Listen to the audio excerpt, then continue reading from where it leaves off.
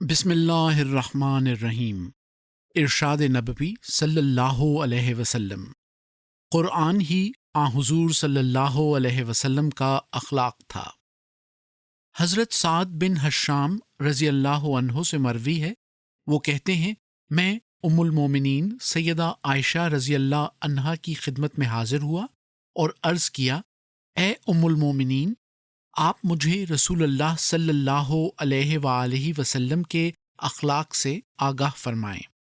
انہوں نے کہا، قرآن ہی رسول اللہ صلی اللہ علیہ وآلہ وسلم کا اخلاق تھا، کیا تم قرآن نہیں پڑھتے؟